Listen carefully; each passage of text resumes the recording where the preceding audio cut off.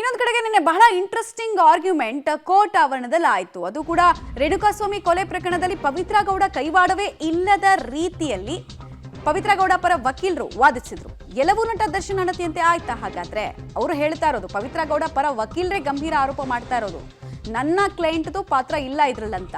ಜಾಮೀನು ಅರ್ಜಿ ವಿಚಾರಣೆ ವೇಳೆ ವಕೀಲರು ಮಾಡಿರುವಂತಹ ವಾದ ಬಹಳ ಇಂಟ್ರೆಸ್ಟಿಂಗ್ ಆಗಿದೆ. ನಿನ್ನೆ ಜಾಮೀನು ಅರ್ಜಿ ವಿಚಾರಣೆಯನ್ನ ಕೋರ್ಟ್ ಕೈಗೆತ್ಕೊಂಡಿತ್ತು. ಇವತ್ತು ಮತ್ತೆ ಪವಿತ್ರ ಗೌಡ ಜಾಮೀನು ಅರ್ಜಿಯ ವಿಚಾರಣೆ ಬರಲಿಕ್ಕಿದೆ. ಮಧ್ಯಾಹ್ನ 2:45 ಇದರ ಅರ್ಜಿನ ಕೋರ್ಟ್ ಏನ್ ಮಾಡುತ್ತೆ ಅನ್ನೋದು ಕುತೂಹಲ.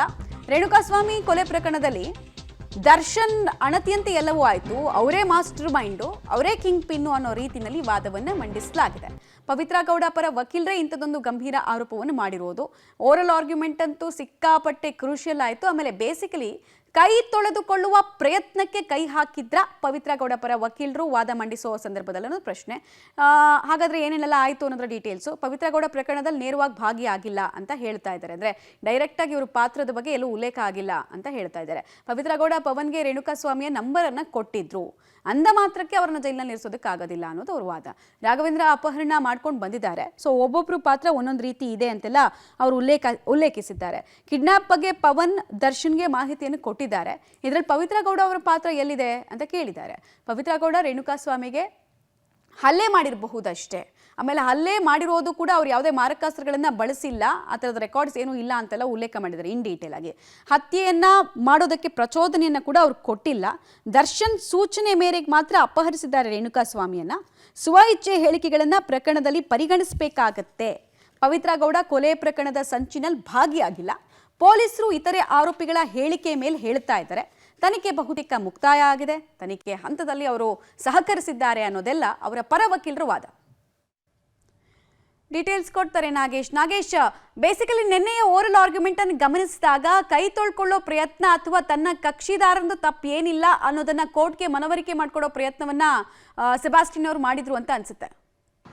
ಮಮತಾ, ಸಾಮಾನ್ಯವಾಗಿ ಆರೋಪಿಗಳ ಪರ ವಕೀಲರು ಅವರ ಕಕ್ಷಿದಾರರ ಪಾತ್ರ ಈ ಒಂದು ಪ್ರಕರಣದಲ್ಲಿ ಇಲ್ಲ ಅನ್ನುವಂಥದ್ದನ್ನು ಸಮಜಾಯಿಸುವ ಕೆಲಸವನ್ನು ಮಾಡಲಿಕ್ಕೆ ಮುಂದಾಗ್ತಾರೆ. ಅದೇ ಕೆಲಸ ಪವಿತ್ರ ಗೌಡ ಪರ ವಕೀಲರು ಕೂಡ ನಿನ್ನೆ ಮಾಡಿದ್ದಾರೆ ಅನ್ನುವಂಥದ್ದು ಅವರ ವಾದವನ್ನು ಗಮನಿಸಿದಂಥ ಸಂದರ್ಭದಲ್ಲಿ ಗೊತ್ತಾಗ್ತಾ ಹೋಗುತ್ತೆ.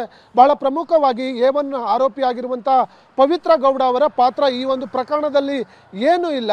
ಈಗಾಗಲೇ ಪ್ರಕರಣಕ್ಕೆ ಸಂಬಂಧಪಟ್ಟಂತೆ ನಮಗೆ ಈ ಒಂದು ಗ್ರೌಂಡ್ ಅಂದರೆ ಒಂದು ಗ್ರೌಂಡನ್ನು ಕೂಡ ಅವ್ರು ಹೇಳಿರುವಂಥದ್ದು ಮೈನರ್ ಹಾಗೂ ಈ ಒಂದು 437 ಅಡಿಯಲ್ಲಿ ಅವರಿಗೆ ಜಾಮೀನನ್ನು ನೀಡಬೇಕು. ಮೈನರ್ ಅಥವಾ ಬೇರೆ ಮಹಿಳಾ ಆರೋಪಿಗಳಿದ್ದಂಥ ಸಂದರ್ಭದಲ್ಲಿ ಈ ಒಂದು ಗ್ರೌಂಡ್ ಮೇಲೆ ಜಾಮೀನನ್ನು ಕೊಡ್ತಾರೆ. ಹಾಗಾಗಿ ಪವಿತ್ರ ಗೌಡ ಅವರಿಗೆ ಜಾಮೀನನ್ನು ನೀಡಬೇಕು ಅನ್ನುವಂಥ ಮನವಿಯನ್ನು ಕೂಡ ಮಾಡಿರುವಂಥದ್ದು. ಅದರ ಜೊತೆಗೆ ಪವಿತ್ರ ಗೌಡ ಅವರ ಪಾತ್ರ ಯಾಕಿಲ್ಲ ಇದರಲ್ಲಿ ಅನ್ನುವಂಥದ್ದನ್ನು ಕೂಡ ಬಹಳ ಸವಿಸ್ತಾರವಾಗಿ ವಿವರಿಸುವ ಕೆಲಸವನ್ನು ನಿನ್ನೆ ಪವಿತ್ರ ಗೌಡ ಪರ ವಕೀಲರು ಮಾಡಿರುವಂಥದ್ದು.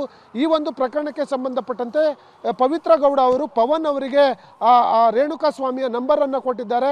ಪವನ್ ಆ ನಂಬರನ್ನು ರಾಘವೇಂದ್ರ ಅವರಿಗೂ ಕೊಟ್ಟಿದ್ದಾರೆ. ಹಾಗಾಗಿ ರಾಘವೇಂದ್ರ ಅವರು ಚಿತ್ರದುರ್ಗದಿಂದ ರೇಣುಕಾಸ್ವಾಮಿಯನ್ನು ಕಿಡ್ನಾಪ್ ಮಾಡಿಕೊಂಡು ಬಂದಿರುವಂಥದ್ದು.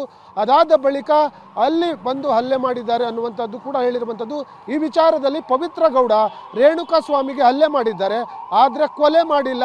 ಈ ಒಂದು ಪ್ರಕರಣದಲ್ಲಿ ಅವರ ಪಾತ್ರ ಏನೂ ಇಲ್ಲ ಅನ್ನುವಂಥದ್ದನ್ನು ತೋರಿಸುವ ಕೆಲಸ ನಿನ್ನೆ ಸೆಬಾಸ್ಟಿನ್ ಅವರು ಮಾಡಿರುವಂಥದ್ದು. ಹಾಗಾಗಿ ಈ ಒಂದು ಪ್ರಕರಣದಲ್ಲಿ ಪವಿತ್ರ ಗೌಡ ಅವರ ಪಾತ್ರ ಸಂಪೂರ್ಣವಾಗಿ ಇಲ್ಲ. ಹಾಗಾಗಿ ಅವರಿಗೆ ಈ ಒಂದು ಪ್ರಕರಣದಲ್ಲಿ ಜಾಮೀನು ನೀಡಬೇಕು.